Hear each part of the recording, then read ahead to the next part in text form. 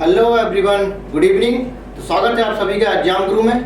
तो आज हम स्टार्ट करेंगे फुल सिलेबस टेस्ट 14 का डिस्कशन। तो चलिए फटाफट हो जाइए बच्चों, क्वेश्चन नंबर 1 स्टार्ट करते हैं। कहते हैं variation are very important for the process of evolution this achieved through. जो वेरिएशन है वो कहते हैं कि आपके जो इवोल्यूशन है वो वेरिएशन की वजह से आते हैं। जो आपका एवोल्यूशन है, एवोल्यूशन इसलिए जरूरी है ताकि स्पेशिएशन हो सके, ठीक है, स्पेशिएशन हो सके, है ना। और एवोल्यूशन तभी आएगा जब क्या होगा, वेरिएशन।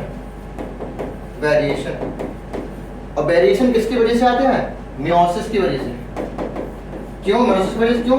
क्योंकि मियोसिस की प्रोफेज 1 में होती है क्या, पहले स्टेज में होता है रिकॉम्बिनेशन। रिकॉम्बिनेशन, ठीक है, रिकॉम्बिनेशन होता है। बोले तो क्या होती है, क्रॉसिंग ओवर।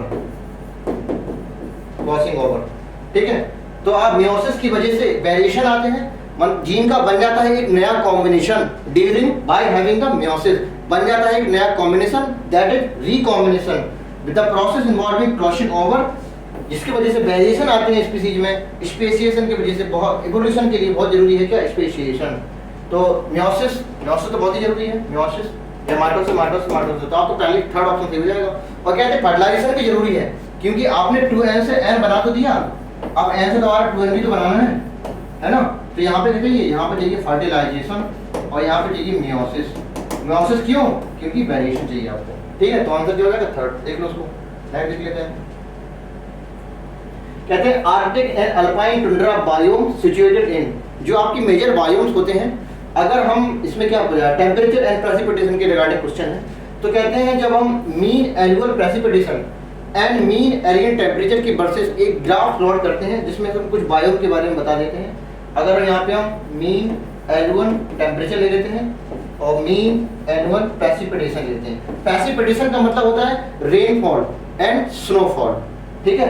तो टेम्परेचर, अब मीन एनुअल का मतलब क्या होता है, ऑन एवरेज पूरे साल का जो एवरेज टेम्परेचर है उसको देखा जाता है, और पूरे साल में जितनी आपकी स्नोफॉल हुई या जितना रेनफॉल हुआ उसको एवरेज यहाँ पर देख लिया जाता है। तो इनकी जो ग्राफ, इनकी प्लॉट जो इनके अगेंस्ट जो ग्राफ प्लॉट किया जाता है, कुछ मेजर बायोम है, कुछ इस तरह से आ जाते हैं, ठीक है। अगर मान लो, वो हम बाद में बताएंगे, पहले यहाँ पे देख लेते हैं कितना कितना प्रेसिपिटेशन लगभग हो सकता है। मान लो 50 से स्टार्टिंग करते हैं, ठीक है। ये थोड़ा सा यहाँ पे लिख देते हैं, ये आपका है मीन एनुअल प्रेसिपिटेशन, ठीक है। 100, ठीक है, 200, 50-50 का डिफरेंट है। आपकी जो टेक्स्ट बुक है एनसीईआरटी की, 12th की एनसीईआरटी, उन्होंने 50-50 का डिफरेंस दिया गया है। तो मैं यहाँ पे बना रहा हूँ, तो सिंपली मैं ज़्यादा डिफरेंस दे देता हूँ, सीधा 300 लिख देता हूँ, डायरेक्ट 400 लिख देता हूँ, और इसके बाद 450 लिख देता हूँ, क्योंकि 450 तक उन्होंने दिया है यहाँ पे, ठीक है। और यहाँ पे भी लिख देता हूँ टेम्परेचर का लगभग यहाँ पे कि मीन एनुअल टेम्परेचर होगा, ठीक है। तो टेम्परेचर लगभग यहाँ पे हम नेगेटिव में होगा यहाँ पे, ठीक है। और यहाँ से 0 और यहाँ से प्लस 10 ले लेते हैं, प्लस 20 ले लेते हैं, प्लस 25 लेते हैं, और यहाँ पे 30 ले लेते हैं, ठीक है। ये टेम्परेचर हो गया। तो ऑन एवरेज तो कहते हैं आपका सबसे कम स्नोफॉल जहाँ होती है, या फिर स्नोफॉल तो होती नहीं, रेनफॉल सबसे कम हो और टेम्परेचर लगभग ठीक ठाक हो, तो यहाँ पे आता है आपका डिजर्व एरिया, ठीक है। और सबसे मिनिमम जो होता है रेनफॉल और स्नोफॉल एंड टेम्परेचर, वो आते हैं आर्कटिक एंड अल्पाइन टुंड्रा, ठीक है। यहाँ पे सबसे मिनिमम आते हैं। इसके ठीक ऊपर होता है आपका क्या, कॉनिफेरस, ठीक है। यहाँ पे होता है आपका ग्रासलैंड, और यहाँ पे होता है आपका टेम्परेट, और यहाँ पे होता है आपका ट्रॉपिकल। तो यानी मोटा मोटा हमने ये देखा कि ट्रॉपिकल रीजन है, ट्रॉपिकल बायोम है, सबसे ज्यादा बारिश और सबसे ज्यादा टेम्परेचर यहाँ पे है। इसलिए मैक्सिमम जो बायोडाइवर्सिटी है, स्पीसीज की सबसे ज्यादा जो डाइवर्सिटी है वो यहीं पे मिलेगी, किसमें, ट्रॉपिकल। ये मैं लिख देता हूँ यहाँ पे ट्रॉपिकल, ठीक है, ये ट्रॉपिकल। और ये आपका डिजर्ट है, सारे लिखते हैं, ये डिजर्ट है, ये ग्रासलैंड है, ये आपका टेम्परेट है, और ये कॉनिफेरस है, और ये आर्कटिक एंड अल्पाइन टुंड्रा है, ठीक है। सबसे मिनिमम जो टेम्परेचर और सबसे मिनिमम जो प्रेसिपिटेशन है स्नोफॉल एंड रेनफॉल का, वो किसमें होता है, इसमें। तो इसी के रिगार्डिंग क्वेश्चन था, आर्कटिक एंड अल्पाइन टुंड्रा के बारे में बता रहे हैं। तो यहाँ पे हो गया आर्कटिक एंड अल्पाइन, ठीक है। तो आपका आंसर क्या हो जाएगा, मिनिमम दोनों चीजें होंगी। कहते हैं मैक्सिमम तो पॉसिबल ही नहीं, minimum annual precipitation and maximum नहीं, मिनिमम टेम्परेचर ही नहीं, क्या स्नोफॉल एंड रेनफॉल भी मिनिमम होगा। तो आंसर क्या हो जाएगा, 4th। नेक्स्ट देख लेते हैं, ठीक है। ये होमोजाइगस रेड आई फीमेल, अच्छा मान लो अगर आपका रेड आई यहाँ से लिखते हैं फीमेल है, ये फीमेल है, ठीक है, रेड आई कैपिटल से डिनोट कर लेते हैं। कहते हैं कि बाज मेजर्ड मतलब क्रॉस कराते हैं वाइट आई से, तो स्मॉल आर से रिप्रेजेंट कर लेते हैं जो कैसा है मेल है, ठीक है, कोई दिक्कत नहीं, ये हो गया। The daughter from F1 generation by also measured, मतलब इसके जो ऑफस्प्रिंग बनाई मैंने यहाँ पे, तो यहाँ पे आपका एक प्रकार का गैमेट बनेगा कौन सा, कैपिटल आर, और यहाँ पे भी एक प्रकार का गैमेट बनेगा कौन सा, स्मॉल आर, ठीक है। तो इसमें स्पर्म बनाए, इन्होंने क्या ओवम बनाए। इसके बाद इनका फर्टिलाइजेशन होगा तो कैपिटल आर स्मॉल आर आपको जाइगोट बनेगा। यही जाइगोट बड़ा होके एक इंडिविजुअल बनाएगा जिसको हम डॉटर नाम से जान रहे हैं। तो जब इसकी हम सेल्फिंग कराएंगे, है ना, सेल्फिंग कराएंगे, इसी की सेल्फिंग कराएंगे, तो क्या करा रहे हैं, कह रहे हैं जो daughter also mated with white eye, अच्छा व्हाइट आई सेल्फिंग करा रहा है, ओके, मतलब सेल्फिंग नहीं करा रहा है, इन्होंने व्हाइट आई से क्या किया, क्रॉस कराया, ओके ठीक है डन। व्हाइट आई क्रॉस, ये मेल है आपका, ये मेल है, और ये आपकी डॉटर बोले तो फीमेल है, ठीक है, इसकी शादी हो गई, ठीक है। इसके बाद कह रहे हैं कि the progeny from this second meeting में, तो प्रोजेनी क्या हो सकती है, व्हाट इज द पॉसिबिलिटी, ध्यान से देखिए इसको, ये आपका हेटेरोजाइगस एंड आपकी रेसेसिव है ना, होमोजाइगस रेसेसिव एंड हेटेरोजाइगस के बीच कौन सा होता है, टेस्ट क्रॉस, ठीक है। ये टेस्ट क्रॉस मैं बता दे रहा हूँ, इसमें पूछा नहीं, इस रिगार्डिंग क्वेश्चन नहीं है, लेकिन इससे एक तरह से टेस्ट क्रॉस से एक चीज मुझे ये भी पता चला। तो यहाँ पर दो प्रकार के गैमेट बनेंगे, capital R and small R, यहाँ पर एक ही प्रकार का गैमेट बनेगा स्मॉल आर। इसके बाद हम क्रॉस करा देंगे कैपिटल आर से स्मॉल आर, तो कैपिटल आर स्मॉल आर बनेंगे, स्मॉल आर स्मॉल से तो स्मॉल आर बनेंगे। इनका रेशियो कैसा रहेगा, 1:1, ठीक है। तो आपका हेटेरोजाइगस और ये दोबारा से आपके 1:1 में आ जाएंगे, ठीक है। इस तरह से हमने देख लिया। तो देख लेते हैं मेल, अब तो ये मेल होगा फीमेल होगा। कहते हैं or male or and female क्या रेड आई नहीं हो सकते हैं, ये कैसा होगा रेड, ये कैसा होगा रेड, क्यों, लॉ ऑफ डोमिनेंस के अकॉर्डिंग जो हेटेरोजाइगस है वो भी आपका रेड ही होगा, है ना, रेड ही होगा, और ये वाला होगा, ये कौन सा होगा, व्हाइट होगा, ठीक है। तो कैपिटल आर भी रेड है, कैपिटल आर स्मॉल आर भी रेड है, लॉ ऑफ डोमिनेंस ये बोल देता हूं, और स्मॉल क्या व्हाइट होगा, ठीक है। और व्हाइट कितना 1:1 में है। Are male and female white eye हो नहीं सकता है, are male have red eye and female have white eye, male and female have red eye and white eye in ratio 1:1। हाँ ये ऑप्शन सही लग रहा है हमारा, ठीक है, ये ऑप्शन आपका सही है, 1:1 में आपका यहाँ पर आ जाता है। नहीं देख लेते हैं, under unfavourable condition many zooplankton species lake में क्या होता है, डाइपॉल में चले जाते हैं, है ना। तो डाइपॉल एक प्रकार का क्या सस्पेंशन है, ठीक है, सस्पेंडेड स्टेट में चले जाते हैं, सस्पेंडेड स्टेट में, ठीक है। तो आंसर क्या हो जाएगा इसमें, इंटायर इनटू एस्टिवेशन नहीं, हाइबरनेशन एक प्रकार की विंटर स्लीपिंग होती है, ये भी सस्पेंशन का एक एग्जांपल है। एस्टिवेशन एक्चुअली में क्या समर स्लीपिंग होती है, और डायपार्क में चले जाते हैं, मतलब अपनी सारी एक्टिविटी खत्म करके एकदम ऐसे ही पड़े रहेंगे। तो जो माइकोराइजा है, माइकोराइजा क्या एसोसिएशन है किसका, root of higher plant and fungus का। तो इसका जो फंगस है वो मेनली ऐसे एरिया में ग्रो करेगा, इसका एक जीनस होता है ग्लोमस, मेनली ऐसे एरिया में ग्रो करेगा जहां पे फास्फोरस की कंसंट्रेशन ज्यादा हो, तो फास्फोरस न्यूट्रिशन से आपका हो जाएगा mycorrhiza. Bacillus thuringiensis BT cotton सब लोग परिचित है इससे, root nodule rhizobium leguminosarum and baculovirus nucleopolyhedrovirus एक प्रकार का ये जीनस है, ठीक है। कहते हैं जो बैक्टीरियोवायरस एक प्रकार का बायो कंट्रोल एजेंट में यूज किया जाता है, बायो कंट्रोल एजेंट में यूज किया जाता है ना। बायो कंट्रोल एजेंट में जो स्पीसीज स्पेसिफिक होता है, ये मतलब एक पार्टिकुलर इंसेक्ट एंड आर्थ्रोपोड पे ही अटैक करेगा। ये नॉन टारगेट इंसेक्ट हैं, ये अदर जैसे बर्ड हैं, मैमल्स हैं, रेप्टाइल्स हैं, इनमें अटैक नहीं करेगा। तो सबसे पहली बात ये स्पीसीज स्पेसिफिक होता है, क्यों, बिकॉज इनका जो फंक्शन तरीका होता है, जो अटैक करने का तरीका है वो कैसा है, नैरो स्पेक्ट्रम। एनसीईआरटी ने यूज किया narrow spectrum. What is the meaning of narrow spectrum, the meaning is that only attack in the particular species, that is species specific, है ना, no negative impact on bird, reptiles, other and non-target, even non-target insects, है ना। तो answer क्या हो जाएगा, अपना matching कर लीजिएगा, तो आपका आंसर इसका फर्स्ट ऑप्शन चला जाएगा यहाँ पे। तो AH4 दो ऑप्शन में है, और B से डिसाइड हो जाएगा हमारा BH1 है या BH3 है। तो VH क्या है, BH3 है, तो आंसर क्या हो जाएगा फर्स्ट। ना देख लेते हैं, द टेरेस्ट्रियल इकोसिस्टम कहते हैं जो major energy flow the detritus food chain DHC then through grazing food chain, ठीक है। कहते हैं टेरेस्ट्रियल की बात करेंगे तो जो आपका DFC है, इसे एनर्जी का फ्लो ज़्यादा होता है than GFC grazing food chain से। अगर ये एक्वाटिक की बात कर दे रहा है, ये कब है, टेरेस्ट्रियल की बात है। अगर एक्वाटिक की बात करेंगे तो आपका जो GFC है वो ज़्यादा हो जाएगा किससे, DFC से। ये कब है, टेरेस्ट्रियल की बात, जो क्वेश्चन आपको पूछ रहा है ये एक्वाटिक की बात है ना, एक्वाटिक सिस्टम में। ये टेरेस्ट्रियल क्वेश्चन की बात है, तो आपका ये सही लग रहा है हमें। कहते हैं DFC में be concentrated to GFC connected to GFC at some level. बिल्कुल सही बात है, एक दूसरे से कनेक्टेड होंगे।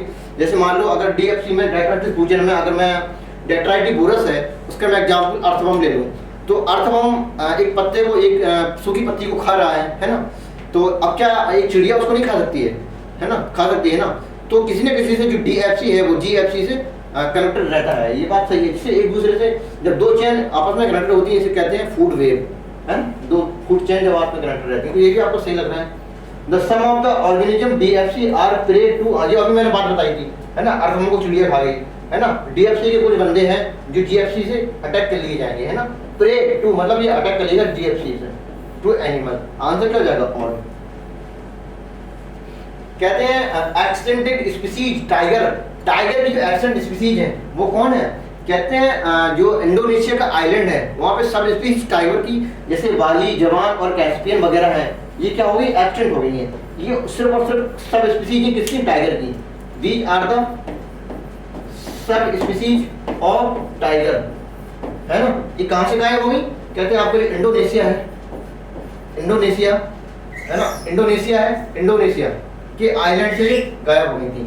और क्वागा अफ्रीका से गायब हो गया था, है ना, क्वागा।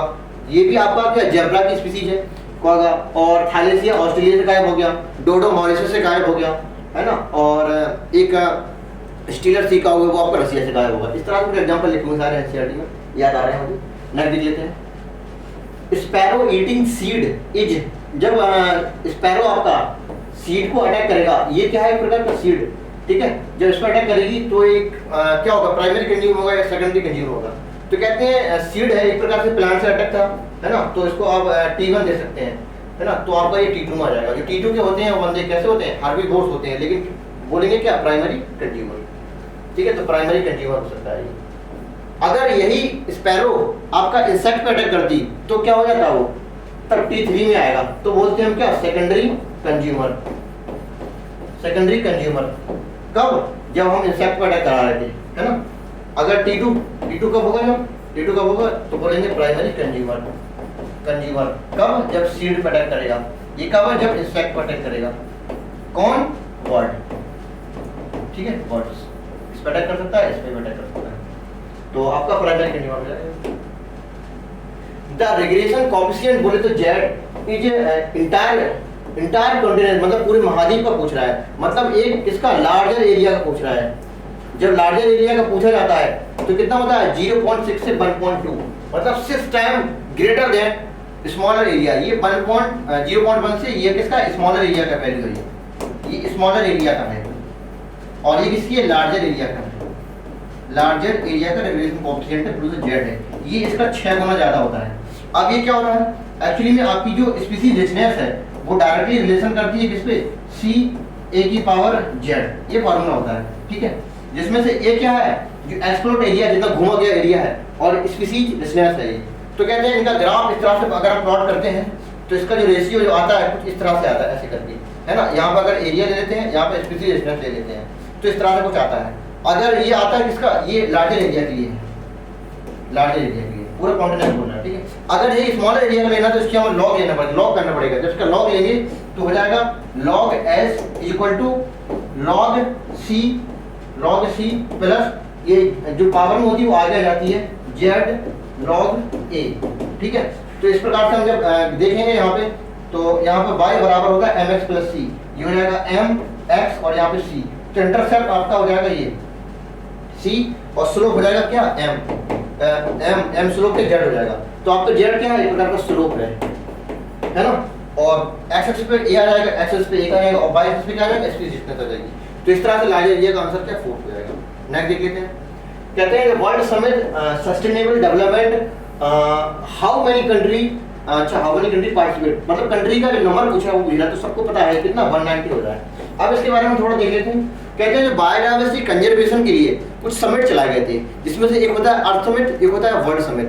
जो अर्थ समिट है वो 1992 में ब्राजील के रियो डी जेनेरियो में चला गया था, जिसमें से हमें बायोडायवर्सिटी कंजर्वेशन के बारे रिगार्डिंग बातें हुई थी और कहा गया था हमें कैसे बायोडायवर्सिटी लॉस को बचाना है, तमाम सारी बातें हुई हैं, ठीक है। कैसे हमें अपना ग्लोबल को, अपने अर्थ को मतलब प्रोटेक्ट करना है ना, पॉल्यूशन से बचाना है। ये कब हुआ था? एक था अर्थ समिट, अर्थ समिट इज 1992, कहाँ? ब्राजील रियो डी जेनेरियो में। और एक हुआ था वर्ल्ड समिट, और इसी मीटिंग में बोला गया था अब हम मिलेंगे नेक्स्ट टाइम कब मिलेंगे? 2002 में, है ना, 2002 में मिलेंगे, 10 साल बाद मिलेंगे, और 10 साल बाद में ये देखेंगे कितना हमने बायोडायवर्सिटी लॉस को बचाया गया है। ये वर्ल्ड समिट हो रहा था, और ये आपका एक्चुअली में कहाँ हुआ था? ये साउथ अफ्रीका में हुआ गया था, और जिसमें से 190 कंट्री पार्टिसिपेट की थी। तो ये आपको नंबर पूछा था, तो 190। कहते हैं एन एक्वाटिक फूड चेन, अच्छा aquatic food chain concentration of DFC can increase from zooplankton to, अच्छा ये क्या है? एक्चुअली में इसको कहते हैं बायोमैग्निफिकेशन, है ना, इनरिचमेंट ऑफ DDT, है ना। जब DDT का हर ट्रॉपिक लेवल के साथ कंसंट्रेशन इंक्रीज कर जाती है GFC फूड चेन में, तो इस कंसंट्रेशन को बढ़ने का जो प्रोसेस है उसको हम बोलते हैं बायोमैग्निफिकेशन। कहते हैं आपका जो वाटर है, ठीक है, वाटर में रह रहा है कौन? जूप्लैंक्टन रह रहे हैं, ठीक है, और जूप्लैंक्टन इस पे अटैक करेंगे कौन? ये फाइटोप्लैंक्टन।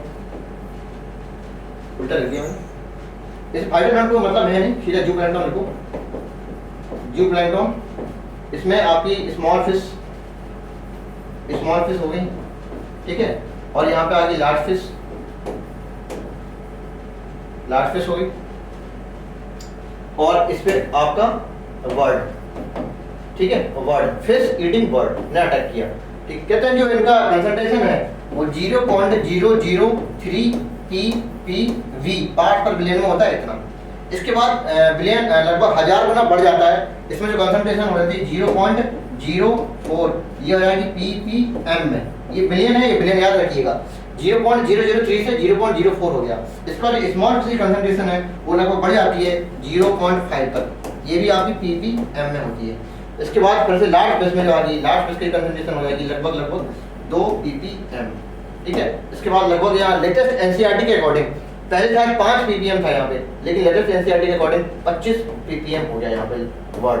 तो कहते हैं, अगर देख लेते हैं आप क्या कह रहा है, जूप्लैंक्टन से लेके हमें जूप्लैंक्टन में देखना है और लार्ज फिश में देखना है। तो जूप्लैंक्टन में बोले तो 0.04 ppm से लेके बढ़ जाती है 2 ppm तक, तो ये आंसर आपका हो जाएगा 0.04 से 2 ppm। आंसर क्या हो जाएगा? 4।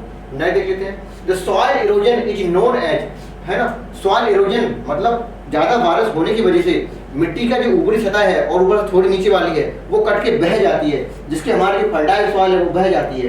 तो जो टॉप सॉइल है, फर्टाइल टॉप सॉइल है, वो क्या हो जाती है? बह जाती है, जिसकी वजह से फर्टिलिटी कम हो जाती है। तो रिमूवल ऑफ डी सॉइल तो कभी रिमूव नहीं होती है जब तक बहुत ज्यादा आपदा ना आ जाए, भूकंप वगैरह ना आ जाए, तब तक ये डीप सॉइल नहीं हटती जनरली।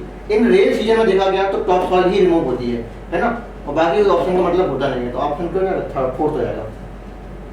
कहते हैं हेटेरोस्पोरस फर्न, बोले तो टेरिडोफाइट, जो हेटेरोस्पोरस फर्न है बियरिंग क्लास पूछ रहा है यहाँ पे, क्लास ये नहीं पूछ रहा है हेटेरोस्पोरस कौन सी है, हेटेरोस्पोरस क्लास पूछा गया है। तो कहते हैं लाइकोप्सिडा, स्फिनोप्सिडा, टेरोप्सिडा, है ना, और इसमें कौन सी मिसिंग है? सेलोप्सिडा हो गया, और एक और टेरोप्सिडा। जो डिवीजन टेरिडोफाइट के जो क्लास जो 4 दी गई हैं, इसमें लाइकोप्सिडा में आपके सिलाजिनेला आते हैं, ठीक है, सिलाजिनेला आते हैं एंड लाइकोपोडियम आते हैं। स्फिनोप्सिडा में आपका इक्विस्टिडम आता है, और यहाँ पे साइलोटम आता है, एंड इसमें आपके Salvinia, Marsilea, Azolla and Dryopteris वगैरह सब कुछ आते हैं।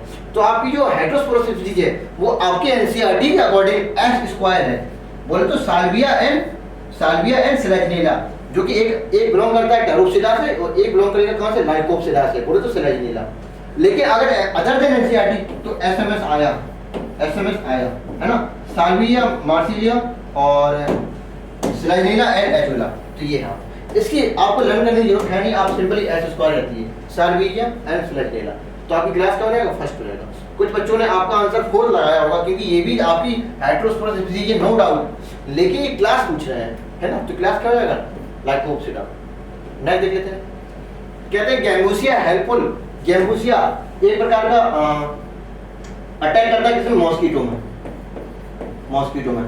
ये एक्चुअली में लार्वा स्टेज है, लार्वा स्टेज है किसकी, फिश की। तो गैम्बूसिया एक प्रकार की फिश है ना, लार्वा स्टेज पे अटैक करता है किसकी, मॉस्किटो के। ये एक प्रकार की फिश है, एक ऐसी फिश है जो मॉस्किटो के लार्वा पे अटैक करता है ना। जब मॉस्किटो के लार्वा पे अटैक करेगा तो जो मच्छर से फैले जाने वाली जो बीमारियां हैं वो नहीं होगी। तो कहते हैं किससे हम बच सकते हैं गैम्बूसिया अगर हम पाल लें जहाँ पे पानी भरा हुआ होता है। तो कहते हैं मलेरिया नहीं होगा, क्यों, ये आपका होता है किसकी वजह से, एनाफिलीज की वजह से, एनाफिलीज मॉस्किटो की वजह से, ठीक है। डेंगू और चिकनगुनिया दोनों नहीं हो सकते, क्यों, ये आपका होता है किसकी वजह से, एडीज मॉस्किटो की वजह से होता है, ठीक है। और आपका फाइलेरियासिस या फिर एलिफेंटियासिस भी नहीं होगा, क्यों, ये होता है आपका किसकी वजह से, क्यूलेक्स वेक्टर की वजह से। तो ये आपके वेक्टर हैं, है ना, ये पैथोजेनिक सब्सटेंसेस, पैथोजन नहीं है, ये वेक्टर हैं जो कैरी करते थे पैथोजन को ह्यूमन तक लेके जाने में, है ना, उनको डिसीज कराने में। तो आपका नहीं होगा डेंगू, नहीं होगा चिकनगुनिया, मलेरिया एंड फाइलेरिया। तो ABCD है ना, तो ABCD। नेक्स्ट देख लेते हैं, एंटीबायोटिक क्या है, एक प्रकार की मेडिसिन है that fight bacterial infection. Answer क्या, सेकंड में जाएगा। मैचिंग आ जाती है, करेक्ट मैचिंग करना, प्लांट की सेलुलोज एंड हेमी सेलुलोज, ठीक है, सेलुलोज होती है। और एल्गी में cellulose, galactans and mannans, galactan and mannans and calcium carbonate mineral जैसे होते हैं। बैक्टीरिया की सेलुलोज हेलेटन से नहीं, इसकी होती है किसकी, पेप्टाइडोग्लाइकन की, है ना, पेप्टाइडोग्लाइकन बोले तो एमिनो एसिड एंड पॉलीसैकेराइड से मिलती नहीं होती है। फंगाई गार्डन ये भी सही है। तो आपका इंटरेक्ट मैचिंग क्वेश्चन भी थर्ड, है ना, आपकी इंटरेक्ट पूछा था, तो आंसर क्या होगा, थर्ड। नेक्स्ट देख लेते हैं, व्हिच हैड वन 2 चैम्बर। तो फिश में 2 चैम्बर होते हैं, रेप्टाइल में और एम्फीबिया दोनों में क्या होते हैं, 3 चैम्बर, लेकिन रेप्टाइल के क्रोकोडाइल में कितने होते हैं, 4 चैम्बर, है ना। तो आंसर क्या हो जाएगा, फर्स्ट। नेक्स्ट देख लेते हैं, the isotope used to providing semi conservation replication of DNA. कहते हैं जो रेडियो जो हैवी आइसोटोप नाइट्रोजन के लिया गया था, एक्चुअली में वो लिया गया था N15 लिया गया था, ठीक है, N15 लिया गया। इसके बाद जब सेमी कंजर्वेटिव मेथड देखा गया, हमने कहा semi conservation replication of DNA पर, तो आपका सब N15 N15 नहीं, सेमी कंजर्वेशन मेथड, एक स्ट्रैंड डीएनए का कौन सा पुराना वाला होता है और एक कौन सा नया वाला होता है, कौन सा हो जाएगा, N14 N15, ठीक है, N14 N15 ये आपका हो जाएगा, ठीक है। तो आंसर क्या हो जाएगा, स्प्लाइसिंग। क्या होता है स्प्लाइसिंग, एक प्रकार की क्या आरएनए प्रोसेसिंग होती है ना, आरएनए प्रोसेसिंग। कहते हैं जो आपकी यूकैरियोट्स है, यूकैरियोट का डीएनए एक प्रकार का स्प्लिट डीएनए होता है, इससे जो बनने वाला एमआरएनए होता है वो मैच्योर एमआरएनए नहीं होता है, वो एक प्रकार का हेटेरोजीनस आरएनए होता है, एचएनआरएनए, ठीक है। इसको दोबारा से एमआरएनए बनाने के लिए इसकी प्रोसेसिंग करानी पड़ती है, the processing is called splicing या आरएनए प्रोसेसिंग। तो रिमूवल ऑफ इंट्रॉन, इससे जो बनने वाला एमआरएनए है इसमें कुछ बीच में आपके आ जाते हैं intervening sequence, that is intron. और जो हमारे काम के हैं वो क्या है, एक्सॉन। तो हमें इंट्रॉन को हटाना है यहाँ से और एक्सॉन को आपस में जोड़ना है। तो हटाने और जोड़ने की जो प्रक्रिया होती है वो होती है आरएनए स्प्लाइसिंग या आरएनए प्रोसेसिंग, है ना। तो आपका कंफ्यूजन आएगा रिमूवल ऑफ इंट्रॉन में। ओकाजाकी सेगमेंट क्या होता है, एक्चुअली में आपको जो डीएनए होता है जब एक प्रकार से यहाँ पे खोलेंगे, यहाँ पे है ना, एप्लीकेशन फॉर बनाएंगे तो इस तरह से बाई शेप होता है ना, ये बाई शेप होता है इस तरह से। तो कहते हैं आपका ये वाला स्टैंड होता है, अगर इसको हम कंटिन्यूअस वाला मान रहे हैं तो हमारा जो पॉलीमराइजेशन वो हमेशा 5' से 3' की तरफ होता है। तो ये टैबलेट लेना पड़ेगा हम कौन सा, 3' से 5' वाला, ठीक है। इसके अपोजिट तो ये 5' से 3' हो जाएगा। तो कहते हैं जब हम इसमें डीएनए बनाएंगे तो थोड़ा सा खुलेगा, इतना बन जाएगा, फिर थोड़ा और खुलेगा, क्यों, क्योंकि यहाँ से 5' से 3' पोलैरिटी हमें रखनी है, थोड़ा और खुलेगा, थोड़ा सा और बन जाएगा, 5' to 3', थोड़ा और खुलेगा, थोड़ा और बन जाएगा, इस तरह से 5' to 3'। तो मतलब टुकड़ों में बन रहा है। तो कहते हैं जो ये लैगिंग स्ट्रैंड है और ये लीडिंग स्ट्रैंड है ना, टेम्पलेट वाले में इसकी पोलैरिटी कितनी है, 3' से 5'। ये कंटिन्यूअस फॉर्मेशन है, ये डिसकंटिन्यूअस, इतना बना फिर इतना बना फिर इतना बना। याद रखिएगा कुछ बच्चे गलती ये करते हैं, उसको ये पहला मानते हैं, स्टार्टिंग यहाँ से होती है 1, फिर ये थोड़ा सा बना, थोड़ा बना, फिर थोड़ा बना, इस तरह से। अगर यहाँ से तो शुरुआत करनी होती है तो यहाँ से तो एकदम लगातार बनेगा ना, तो ये वाला पहला नहीं है स्टैंड, पहला स्टैंड ये होता है नीचे, ठीक है। तो 5' 3', तो वाई शेप होता है पहली बात। और इस स्टैंड को हम बोलते हैं डिसकंटिन्यूअस फॉर्म में हो रहा है, इस वजह से बोलते हैं क्या, लैगिंग स्टैंड। तो आपका ओकाजाकी सेगमेंट लैगिंग स्टैंड, तो आंसर यहाँ पे हो जाएगा सेकंड। और lac of operon Jacob Monod के बारे में, जैकब ओनर के बारे में बताया गया था। और इंड्यूसर, और जो आपका एज इंड्यूसर होता है कौन होता है, लैक्टोज होता है। तो आंसर आपके इधर हो जाएगा। तो आप देख लीजिए मैचिंग जो भी है, नहीं देख लेते हैं अपना। अब ये क्वेश्चन जो मैंने बताया था, जो रेप्लिकेशन फॉर्म जो बनती है इस तरह से, है ना, ये कैसी होती है, वाई शेप होती है, वाई शेप होती है रेप्लिकेशन फॉर्म। अगर ये इसको लीडिंग स्ट्रिंग मार रहा है बोले तो इसकी पोलैरिटी 5' से 3' होनी चाहिए। तो इसका जो टेम्पलेट की पोलैरिटी कैसी हो जाएगी, 3' से 5' होनी चाहिए। तो ऑब्वियसली ये वाला कैसा हो जाएगा, 5' to 3' हो जाएगा, ठीक है। तो इसको लीडिंग बोलेंगे, इसको लैगिंग बोलेंगे। यहाँ पर ट्रिपलो में होकर जाके सेगमेंट इस तरह से बनेंगे, ठीक। तो वाई शेप होता है। तो sickle cell anaemia called due to, एक प्रकार का ये क्या है, पॉइंट म्यूटेशन है, पॉइंट म्यूटेशन है, जिसमें अगर एमआरएनए में अगर देखा जाएगा, कहते हैं ट्रिपल बेस सीक्वेंस, एक प्रकार का जेनेटिक कोड होता है, एक प्रकार का अमीनो एसिड होता है। तो कहते हैं आपका जो GAG है वो रिप्लेस हो जाता है GUG में। बोले तो इसमें कुछ गड़बड़ी आ गई इधर इधर, इसके डीएनए में गड़बड़ी आई होगी। डीएनए में जब गड़बड़ी आ जाएगी तो एमआरएनए में गड़बड़ी होगी, एमआरएनए में गड़बड़ी होगी तो GAG से GUG आ जाएगा। जब ये हो जाएगा तो ये कोड करता है किसको, वैलिन को, और ये पहले कोड करता है किसको, ग्लाइसिन को, सॉरी ग्लूटामिक एसिड को, है ना, ग्लूटामिक एसिड को, ठीक है, ग्लूटामिक एसिड को। तो substitution of glutamic acid by valine, है ना, ये substitution of GAG by GUG, है ना। इसका आप अपोजिट कोड बना लो डीएनए का, तो वो भी आप बना सकते हैं, substitution of this, substitution this, ठीक, ऐसे कर सकते हैं। कहते हैं जो आपका पॉलीपेप्टाइड चेन है उसकी पहली पोजीशन पे जो है, उसकी जो फर्स्ट पोजीशन है उस वहां पे क्या होता है, वैलिन होता है, ठीक है। और 6th पोजीशन पे जो है, 6th पोजीशन पे क्या होता है, ग्लूटामिक एसिड होता है। लेकिन अब इसी 6th पोजीशन में अब क्या आ गया, वैलिन आ गया, ठीक है। तो वैलिन आ गया, तो वैलिन 1 और 6 दोनों पाए जाते हैं, ठीक है। तो ग्लूटामिक एसिड वैलिन के द्वारा क्या हो जाएगा, 6th पोजीशन पर रिप्लेस हो जाएगा। इसी के कहते हैं सिकल सेल एनीमिया, यानी कि पॉइंट म्यूटेशन। ट्रांससेट म्यूटेशन बोलते हैं, पॉइंट म्यूटेशन बोलेंगे, एक प्रकार का क्या होगा ये, ऑटोसोमल रिसेसिव डिसीज होती है। Which of the following both male and female gamete are motile. तो आपकी जो लोअर ऑर्गेनिज्म जैसे एलगी वगैरह होते हैं, इनके दोनों के दोनों गैमीट कैसे होते हैं, मोटाइल हो जाते हैं, है ना। कंजर्वेशन ऑफ एनर्जी के लिए अच्छी बात नहीं होती है।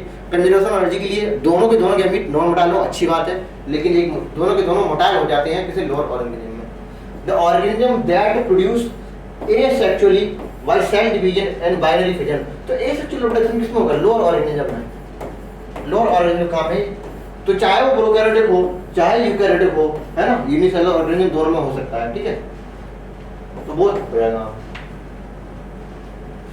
Which of the following set of क्या लिखा है, वर्टिब्रेट एनिमल, कहते हैं इंटरनल फर्टिलाइजेशन, इंटरनल फर्टिलाइजेशन में होता है। देखो इंटरनल फर्टिलाइजेशन किस में होता है, देखो अगर हम पूरा देखा जाए एनिमल किंगडम में, तो आपके सबसे पहले हमें मिले थे तीनों फोरा में, क्या होता था, एक्सटर्नल वाला, ठीक है। इसके बाद हमने देखा था अर्थबॉम, अर्थबॉम में क्या होता था, अर्थबॉम में क्या होता था, एक्सटर्नल फर्टिलाइजेशन। एक्सटर्नल वाले याद रख लो, बाकी सब इंटरनल हो जाते हैं ऑटोमेटिक, क्योंकि एक्सटर्नल वाले कम होते हैं। इसके बाद देख लो एकाइनोडर्मेटा में भी एक्सटर्नल है ना, हेमिकॉर्डेटा में भी क्या एक्सटर्नल है। फिश में गए, फिश के पास गए तो सिर्फ बॉनी वाली फिश जो है उनके पास क्या है, एक्सटर्नल है। इसके बाद किसमें गए, एम्फीबिया में गए, एम्फीबिया में क्या एक्सटर्नल है। बाकी जितने बचे आपका नॉन कॉर्डेट एंड सालकॉर्डेट, सबके सब में कैसे इंटरनल है। तो एक्सटर्नल वाले याद रख लो, टीरोफोरा, यहाँ पे अर्थबॉम, ठीक है।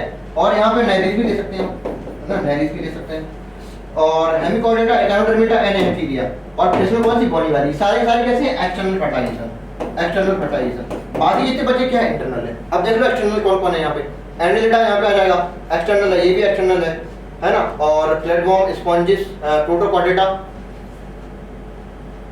एक्सटर्नल फर्टिलाइजेशन, इसमें तो स्पॉन्जिस प्लेटफॉर्म, ठीक है। और प्रोटोकॉर्डेटा, प्रोटोकॉर्डेटा में आपका ये भी शायद यहाँ पे एक्सटर्नल होता है। इसमें देख लेते हैं फिश, फिश में बॉनी वाली में क्या होता है, एक्सटर्नल होता है, बॉनी वाली फिश में एक्सटर्नल होता है, ठीक है। और एम्फीबिया, जहाँ तक मुझे लग रहा है स्पॉन्जिस में शायद इंटरनल होता है, इंटरनल होता है इसमें, है ना। प्लेटफॉर्म में एक्सटर्नल नहीं, इसमें भी इंटरनल होता है। प्रोटोकॉर्डेट में शायद प्रोटोकॉर्डेट में क्या क्या आ जाता है, इससे पहले कॉर्डेट आ जाता है ना, और हीरो कॉर्डेट आ जाता है। तो शायद इसमें कोई एक एक्वाड होगा पक्का, इसमें यहाँ पे एक एक्सटर्नल होगा, ठीक है, ये शायद, है ना, देख लेंगे एक बार। एम्फीबिया एक्सटर्नल हो जाता है, ये भी आंसर नहीं हो जाएगा। तो आंसर क्या बचता है, बर्ड, रेप्टाइल एंड मैमल, सबके सब में क्या हो जाएगा, इंटरनल हो जाएगा, है ना। तो आंसर क्या रहेगा, इसको मैं थोड़ा याद देख लूंगा एक बार, ये ध्यान नहीं आ रहा मुझे। प्रोटोकॉर्डेट में शायद कोई ऐसा बंदा है जो कैसा एक्सटर्नल लगता है। कहते हैं क्लिस्ट्रोग्रामी के फायदे क्या है, नुकसान क्या। फायदे ये कि इन प्रकार का किसी प्रकार का हमें एजेंट नहीं चाहिए होता है ना, पॉलिनेशन कराने के लिए किसी की हेल्प नहीं चाहिए होती है। हमेशा ये फ्लावर बंद रहते हैं, और कहते हैं VOC Viola oxalic common Pence में पाए जाते हैं। अब ये ऐसे पौधे हैं इसके पास क्या होते हैं, क्लिस्टोगैमस फ्लावर एंड चेस्मोगैमस फ्लावर, दोनों प्रकार के होते हैं, ठीक है। तो क्लिस्टोगैमस फ्लावर हमेशा कैसा होता है, सेल्फ पॉलिनेशन, और चेस्मोगैमस फ्लावर में क्या होता है, क्रॉस पॉलिनेशन। तो क्लिस्टोगैमस फ्लावर की फायदा सिर्फ ये है कि हमें किसी प्रकार के एजेंट पर डिपेंड नहीं रहना पड़ता है, जब मना हम करा लेंगे, ठीक है। और इस नुकसान ये है कि इनमें इम्यूनिटी डिप्रेशन हो जाता है, क्योंकि बार-बार सेल कराएंगे तो इम्यूनिटी डिप्रेशन हो जाएगा ना। तो cleistogamous flower immunity depression absent नहीं प्रेजेंट होता है, तो आपका ये गलत हो गया। क्लिस्टोगैमस फ्लावर वियोला में पाया था, अभी मैंने बताया, ये भी सही है। Cleistogamous flower do not open at all, वो तो सही बात है, हमेशा क्या होता है, ऑलवेज क्लोज्ड फ्लावर, ठीक है। तो आपका आंसर क्या पूछ रहा है, करेक्ट पूछ रहा है, ट्रू पूछ रहा है, तो आंसर बी एंड सी आपका आंसर हो जाएगा, ठीक है। नेक्स्ट लेते हैं PCR HIV डिटेक्शन में है, प्रोब रेडियोएक्टिव मॉलिक्यूल चिपका देते हैं DNA में, तो क्या कहते हैं, जैसे RNA और प्लस हमने ले लिया क्या, एक रेडियोएक्टिव सब्सटेंस ले लिया, तो दोनों को मिला के जो बोलेंगे क्या, प्रोब बोलेंगे। अब DNA ले लो, एक DNA मॉलिक्यूल ले लो, सिंगल स्ट्रैंड लेना पड़ेगा वर्ड, है ना, डबल स्ट्रैंड नहीं लेना पड़ेगा, हमें सिंगल स्ट्रैंड, तो प्रोब रेडियोएक्टिव मॉलिक्यूल। अल्फा एंटीटेशन ट्रीट करने के लिए, फाइसेमा ट्रीट करने के लिए, वैक्सीन सेफ्टी टेस्ट के लिए माइस में हम सबसे ज्यादा एक्सपेरिमेंट करते हैं वैक्सीन सेफ्टी के लिए, तो आंसर हम देख लेंगे, ठीक है। नेक्स्ट देख लेते हैं, what is the meaning of PBR polymer और प्लाज्मिड पॉलीमर एंड रेटिड्यूज इन PBR 322, तो आंसर क्या हो जाएगा, नेक्स्ट देख लेते हैं, the fragmentation, leaching, catabolism, humification and mineralisation, the process, सारे प्रकार के किस स्टेप होते हैं, डिकम्पोजिशन के, है ना। नेक्स्ट देख लेते हैं, एयर एक्ट कहते हैं 1981 में हुआ था, और इसका अमेंडमेंट है ना, अमेंडमेंट जो है कब हुआ था, 1987 में हुआ था। इसमें जो नॉइज पॉल्यूशन है, नॉइज पॉल्यूशन को इंक्लूड कर दिया गया था किसके साथ, एयर के साथ, है ना, एयर के साथ, ये संशोधन किया गया था 1987 में, तो आंसर एयर कितना होगा, 1981। बाइनरी फिजन पैरामीशियम में देखने को मिलेगा, वर्डिंग यीस्ट एंड हाइड्रा, है ना, यीस्ट एंड हाइड्रा में क्या मिलेगा हमको, वर्डिंग। ऑफसेट का वर्ट्राइसन and rhizome, ginger and banana मिलेगा, तो ऑप्शन देख लीजिएगा, ठीक है। Breeding in crop of higher level of vitamin minerals and higher protein, the process is called, क्या होता है, बायोफोर्टिफिकेशन। कहते हैं हम लोग जो खाना खा रहे हैं सिर्फ पेट भरना ही जरूरी नहीं होता है, उनके साथ अच्छी खासी उसमें मिनरल्स, विटामिन वगैरह होने चाहिए। तो कहते हैं ये हिडन हंगर जिसका नाम होता है, मतलब हम पेट तो भर रहे हैं लेकिन वो विटामिन की बहुत ज़्यादा कमी है, ऐसा खाना खा रहे हैं जो अच्छा नहीं है, मतलब विटामिन से भरपूर नहीं है। तो कहते हैं हम ऐसे स्पीसीज को मैंने बनाया GM ग्रुप के द्वारा जिसमें विटामिन अच्छे खासे होते हैं।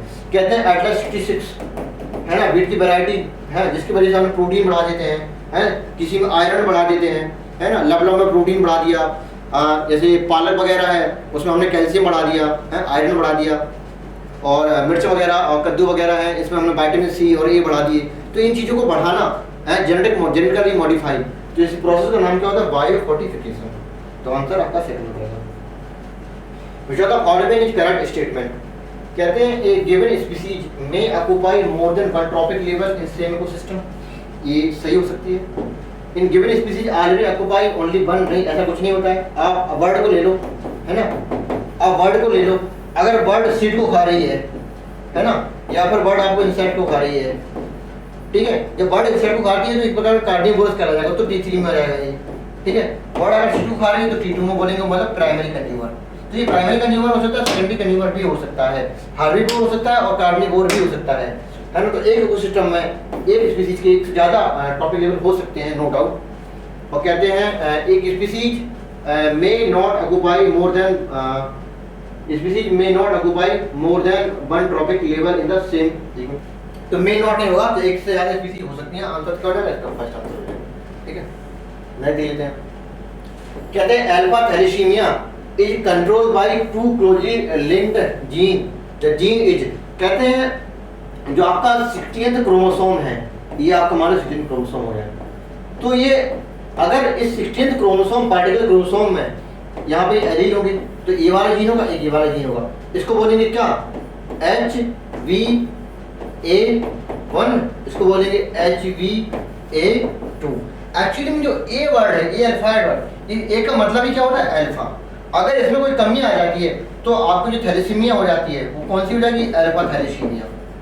सबसे पहली बात ये जान लो आप, ये एक प्रकार का ऑटोसोमल रिसेसिव डिसीज होती है। क्वांटिटेटिव प्रॉब्लम होती है, मतलब इसमें अमाउंट को लेकर प्रॉब्लम होती है। जो आपकी एनीमिया थी वो क्वांटिटेटिव प्रॉब्लम थी, है ना, जिसमें एक तुम्हारा जो कोडोन है ना, वो बेकार हो जाता, GUG से GAG से GUG हो जाता था, कहते हैं ग्लूटामिक एसिड से बैलिंग रहता। तो वो एक प्रकार का क्वालिटेटिव प्रॉब्लम है, ये क्वांटिटेटिव प्रॉब्लम है, मतलब खून की कमी से होता है ना। तो अल्फा, अगर अल्फा थैलेसीमिया हो जाएगा, अगर कहते हैं 11 क्रोमोसोम ले लें हम, 11 क्रोमोसोम, तो इसमें सिर्फ एक ही जीन आएगा, है ना। तो इस वजह से जो होता है वो HVV होता है, ठीक है, HVV जीन होता है। तो कहते हैं 11 chromosome control only by one gene, और ये मैंने अब 1 2 3 4 एलील है तो मल्टीपल एलिजम का एग्जांपल हो जाएगा अल्फा थैलेसीमिया, ठीक है। तो HbA1 HbA2, तो इससे हो जाएगा अल्फा थैलेसीमिया, और इससे हो जाएगा कौन सा, बीटा थैलेसीमिया, बीटा थैलेसीमिया, ठीक है। तो अल्फा वाले कौन सा हो जाएगा, Hb। अब Hb का मतलब क्या होता है, Hb का मतलब हीमोग्लोबिन हो सकता है, Hb है ना। तो HbA1 HbA2, ठीक है। तो ये V वाला जो होता है, V वाला किसका, बीटा वाला है। ये A1 11 नहीं होगा यहाँ पे, A3 नहीं होता है, HbA1 है, अंतर का 4 होता है। क्या है, comparing of asexual reproduction, asexual reproduction comparison कर रहे हैं सेक्सुअल से reproduction, which are among the following statement incorrect, इसके रिगार्डिंग कौन से गलत है। कहते हैं फॉर्मर प्रोवाइड, मतलब फॉर्मर मतलब पहले वाला, मतलब ये वाला, इसके बारे में कह रहा है asexual reproduction provide opportunity for variation, नहीं, सेक्सुअल रिप्रोडक्शन अपॉर्चुनिटी प्रोवाइड करता है। कैसे, जो आपका सेक्सुअल रिप्रोडक्शन में मियोसिस होती थी, मियोसिस की वजह से क्या हो जाता है, क्रॉसिंग ओवर में हो जाता है रिकॉम्बिनेशन, बन जाता है जीन का एक नया कॉम्बिनेशन, दैट इज रिकॉम्बिनेशन, जिसकी वजह से हो जाता है वेरिएशन, हो जाता है एवोल्यूशन, हो जाता है speciation.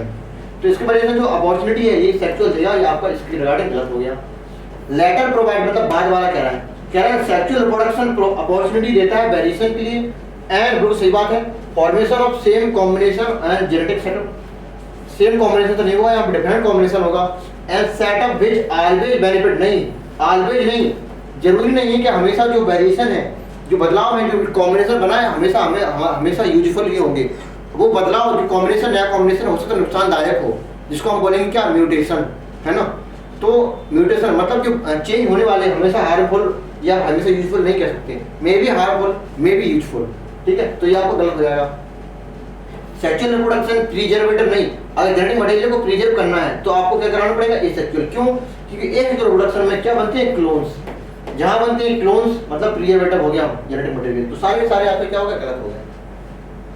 Which of the following statement incorrect, salient feature of double helix model BDNA, BDNA के डबल हेलिक्स मॉडल के बारे में बता रहे हैं, है ना। तो अगर डीएनए और अच्छा बना है तो ऐसे बना सकते हैं, ये दो उंगली ली मैंने ऐसे कर दी, तो ऐसे करके अरे ये क्या बना दिया, ऐसे मैं बना के तो रहूंगा, बना दिया, ठीक है। तो कहते हैं it is made by one molecule of chain, it is made by one nucleotide of chain, नहीं भैया, वन न्यूक्लियोटाइड कहाँ, दो एंटीपैरेलल चेन होती है, तो गलत हो गए। Backbone of made by sugar phosphate, ठीक है, हाँ सुगर फास्फेट में, एंड जो बेस होते हैं प्रोजेक्ट आउटसाइड नहीं इनसाइड होते हैं, अंदर की साइड ही बेस होते हैं, प्रोजेक्ट होते हैं, तो ये भी आपको गलत हो गया, ये भी गलत हो गया। टू चेन पैरेलल नहीं एंटी पैरेलल होती है, ये भी गलत हो गया, है ना। अगर इसकी पोलैरिटी 5 डैश तो ये वाली 3 डैश, ठीक है, इधर अगर 3 डैश तो ये वाला 5 डैश, ऐसे करके होता है ना, पोलैरिटी उल्टी होती है यहाँ, कहते हैं ये भी गलत हो गया। टू चेन पैरेलल है, 5 नहीं, कितने होते हैं, 12 बेस पेयर होते हैं, है ना, एक हेलिक्स में present in the each turn मतलब बोले वन हेलिक्स, तो आपका ये गलत हो गया। तो सारे के सारे क्या गलत हो गए। नेक्स्ट देते हैं द टी, टाइप डायग्राम जो टी है इसका मतलब क्या होता है, ट्यूमर इंड्यूसिंग, है ना, इसका मतलब क्या होता है, टी सिंपल। आगे बढ़ते हैं, कहते हैं which of the following is incorrect statement, कहते हैं प्लॉइडी ऑफ पेरिस्पर्म में क्या डिप्लॉइड होती है, बिल्कुल सही बात है, डिप्लॉइड होती है। द प्लॉइडी ऑफ पेरिस्पर्म, अच्छा गलत पूछा है ना, तो ploidy of perisperm and nucleus diploid होती है, ये भी बात सही है, क्योंकि आपकी जो न्यूक्लियस है इक्लूएन से, जब यही न्यूक्लियस अगर रिमेन बच जाए, है ना, कहते हैं रेमिनेंट न्यूक्लियस को ही हम क्या बोलते हैं, पेरिस्पर्म, रेमिनेंट न्यूक्लियस को ही हम क्या बोलते हैं, पेरिस्पर्म, है ना, मतलब फर्टिलाइजेशन की बात है। तो आपका ये भी सही है, ये भी सही है, इनकरेक्ट पूछ रहा है। गुआवा फ्लैसी फ्रूट भी होता है, ये भी सही आपका लग रहा है। फ्लैसी मतलब क्या होता है, इसमें एपिकार, मेसोकार, एंडोकार तीनों वेल डिफरेंशिएटेड हो, ठीक है, उसे कहते हैं फ्लैसी फ्रूट। और कहते हैं ट्रू फ्रूट बोल सकते हैं। Ploidy of perisperm and synergic haploid, ये गलत हो गया, क्योंकि सिनर्जिक की तो हैप्लॉइड ठीक है, लेकिन प्लॉइडी ऑफ पेरिस्पर्म कैसी होती है, 2n होती है, तो आपका ये गलत हो गया। तो आंसर क्या हो जाएगा, थर्ड हो जाएगा।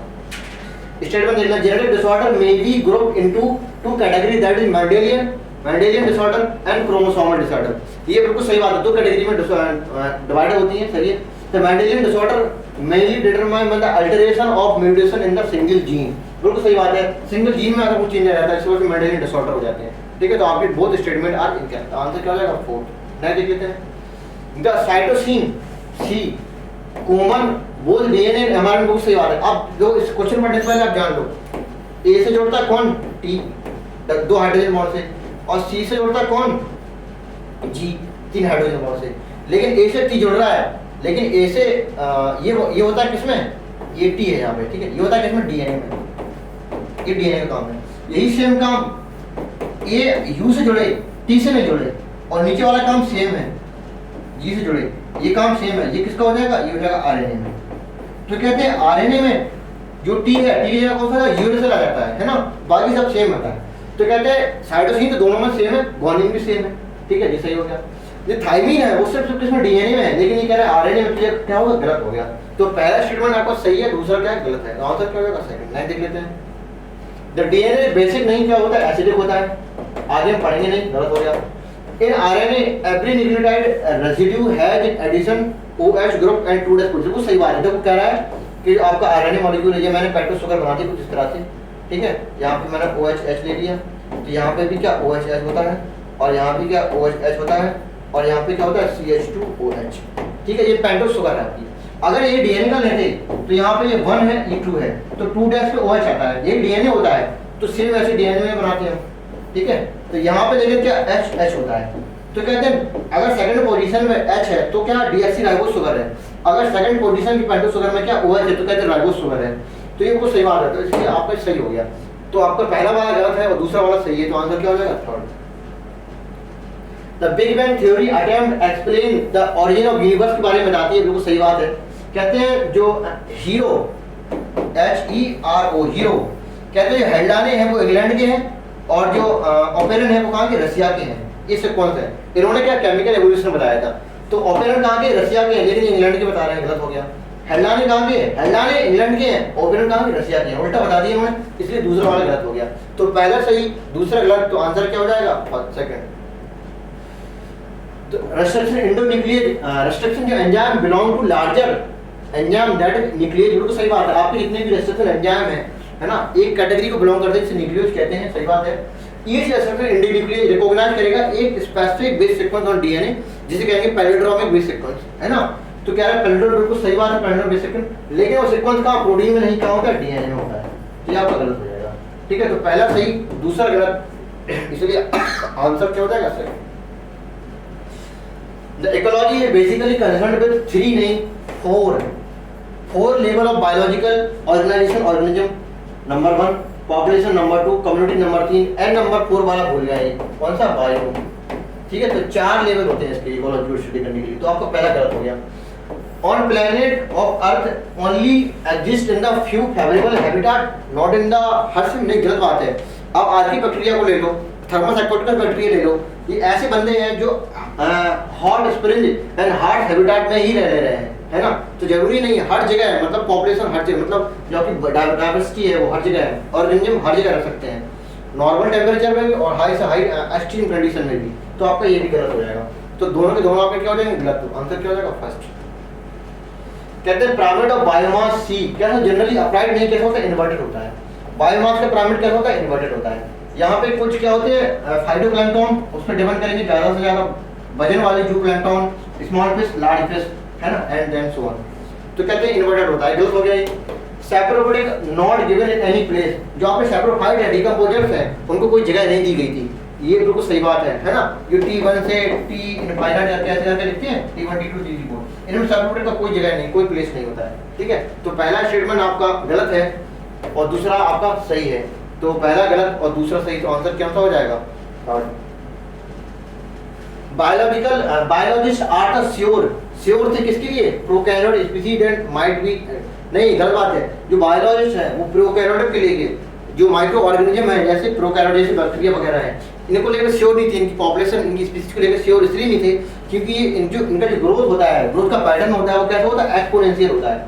मतलब जो 1 मिनट के बाद 2 बैक्टीरिया 20 मिनट में ग्रो करेगा, हो सकता है कुछ समय 2-4 घंटे बाद बैक्टीरिया की संख्या बहुत ज़्यादा हो जाए। मतलब इनका जो लाइफ स्पैन है बहुत छोटा होता है और बहुत तेजी से ग्रो करते हैं, इसलिए इनकी पॉपुलेशन को लेके, इनकी डाइवर्सिटी को लेके हम श्योर नहीं है, है ना। इसलिए जो पॉपुलेशन होती है हम बैक्टीरिया को या माइक्रो ऑर्गेनिज्म को काउंट नहीं करते हैं, ठीक है। तो आपका यो नॉट श्योर होगा यहाँ पे, नॉट श्योर, तो आपका ये गलत हो जाएगा। इंडिया में 12 मेगा बायोडाइवर्सिटी होती है कंट्री ऑफ द वर्ल्ड, है ना, जिसमें से इंडिया एक है, तो आपका दूसरा वाला सही हो जाएगा। तो पहला गलत और दूसरा सही, आंसर कौन सा जाएगा? थर्ड। तो कहते हैं population of any undesirable change, physical हो, केमिकल हो, बायोलॉजिकल हो, तो इसे कहते हैं, चाहे वो हवा में हो, जमीन में हो या पानी में हो, कहीं भी हो, ठीक है। तो कैसे होते हैं इसको? पॉल्यूशन कहते हैं, पॉल्यूशन एनी अनडिजायरेबल। वो सही बात, पहली बात सही बात देखिए, कहते हैं scrubber can remove gases from sulphur dioxide, वो सही बात है। जो आपका इलेक्ट्रोस्टैटिक प्रेसिपिटेटर था तो मेनली पार्टिकुलेट मैटर को रिमूव करता था, है ना, इलेक्ट्रोस्टैटिक प्रेसिपिटेटर। लेकिन जो स्क्रूवर है जो मेनली हम गैसीय एयर पोल्यूशन के लिए यूज किया जाता है, और बोली कौन सा साइड CO2 को रिमूव करने के लिए यूज किया जाता है, ठीक है। तो S मतलब स्क्रूवर, S मतलब SO2, ऐसे याद रखो, ठीक है। और P मतलब प्रेसिपिटेटर और P मतलब पार्टिकुलेट मैटर, ऐसे याद रखो, ठीक है। तो मेनली इस पे होता है, ठीक। तो आंसर आपका ये सही है और दूसरा वाला भी, पहला वाला भी सही है, तो दोनों के दोनों स्टेटमेंट आपके सही है, तो आंसर क्या हो जाएगा? 4 हो जाएगा। नेक्स्ट देख लेते हैं, ये क्या है भैया? ये PQRS कॉम्प्लेक्स होता है, ठीक है, और ये PQRS होता है T। ये होता है क्या? एट्रियल का सिस्टम को रिप्रेजेंट करेगा, ये वेंट्रिकल के सिस्टम को रिप्रेजेंट करेगा, और ये क्या? रिटर्न ऑफ वेंट्रिकल, है ना, या रिपोलराइजेशन ऑफ वेंट्रिकल। तो कहते हैं जो Q वेव है वो किसको रिप्रेजेंट करेगी? Q मतलब B, तो B हमें आंसर बताना, आंसर क्या हो जाएगा? सेकंड। नेक्स्ट देख लेते हैं, the chemical name of human क्या होता है? डाई एसिटिल मॉर्फिन, है ना। जो मॉर्फिन है उसका एसिटाइलेशन कर देते हैं, वो भी कैसे? CH3CO, ये होता है एसिटिल ग्रुप, एसिटिल ग्रुप। इसके 2 मॉलिक्यूल लेते हैं और यहाँ पे मान लो है ये मॉर्फिन है, ठीक है, मॉर्फिन। इसका मैंने क्या करा दिया? एसिटाइलेशन करा दिया 2 मॉलिक्यूल से, और बन जाएगा क्या? Diacetylmorphine. इसी को हम बोलेंगे क्या? ब्राउन शुगर, ब्राउन शुगर, ठीक है। इसी को बोल सकते हैं क्या? ब्राउन शुगर बोल सकते हैं, डाइएसिटिल मॉर्फिन, ठीक है। इसमें हीरोइन वगैरह, ठीक है। तो आपका क्या होगा? डाइएसिटिल मॉर्फिन, आंसर क्या होगा? थर्ड। डाइएसिटिल है, डाइमिथाइल में लगा दिया मैंने, आंसर गलती होगी। डाइएसिटिल मॉर्फिन दिख नहीं रहा है, चमक रहा है, ठीक। ओमरल सेलुलर, ई सेलुलर, इसका मतलब क्या होता है? जो जितने भी सेल हैं arises from pre existing cell, सबको पता है इसका, ठीक है। तो किसने दिया था? रोडोल्फ विर्चो ने, रोडोल्फ विर्चो। कब? 1855 में। तो all cell arises from pre existing cell, ठीक है। आंसर क्या हो जाएगा? थर्ड। ईस्ट्रोजन एंड टेस्टोस्टेरोन, कहते हैं estrogen and testosterone are the steroid hormone होते हैं, और जो स्टेरॉयड हार्मोन होते हैं उसका जो मेम्ब्रेन, एक 2 प्रकार के रिसेप्टर होते हैं, एक मेम्ब्रेन बाउंड रिसेप्टर, एक होते हैं इंट्रान्यूक्लियर रिसेप्टर, है ना, इंट्रासेलुलर रिसेप्टर। तो आपको इंट्रासेलुलर रिसेप्टर है, यानी को बोलते हैं क्या? Nuclear receptor, nuclear receptor. जितने भी स्टेरॉयड हार्मोन है ये डायरेक्ट जीन लेवल पे काम करते हैं, मतलब मेम्ब्रेन को क्रॉस करके डायरेक्ट किससे बात करेंगे? जीन से बात करेंगे, ठीक है। तो इनके रिसेप्टर कहाँ होते हैं? जीन में, बोले तो जीनोम में, बोले तो डीएनए में, ठीक है। तो इंट्रासेलुलर रिसेप्टर्स में आंसर हो जाएगा। और जो मेम्ब्रेन आयन चैनल ये वाला है, ये आंसर कौन सा हो जाएगा? ये होता है प्रोटीन हार्मोन वाले होंगे, जितने भी प्रोटीन हार्मोन होते हैं, प्रोटीन हार्मोन्स होते हैं वो सब इधर आ जाएंगे, और जितने भी तुम्हारे स्टेरॉयड हार्मोन होते हैं वो किस पर अटैक कर देंगे? Intracellular receptor, then membrane bound center. तो कहते हैं आपके जो गोनेड वाले हार्मोन हैं, गोनेड्स वाले, जैसे एस्ट्रोजन, टेस्टोस्टेरोन, प्रोजेस्टेरोन, गोनेड वाले, ठीक है। और प्लस आपका जो एड्रीनल कॉर्टेक्स है, एड्रीनल कॉर्टेक्स है ना, बोले तो कॉर्टिसोल वगैरह है। और एक एक्सेप्शन है, कौन सा? T4 वाला, थायरोक्सिन वाला है। ये 3 एंजाइम ऐसे हैं, 3 हार्मोन सॉरी ऐसे हैं, 3 हार्मोन ऐसे हैं जिनका जो मैकेनिज्म है वो कैसा है? इंट्रासेलुलर रिसेप्टर या फिर न्यूक्लियर रिसेप्टर। ये कैसे? स्टेरॉयड हार्मोन है, these are the steroid hormone, ठीक है। तो इसी के साथ 50 क्वेश्चन पूरे हुए। Okay, thank you, bye bye.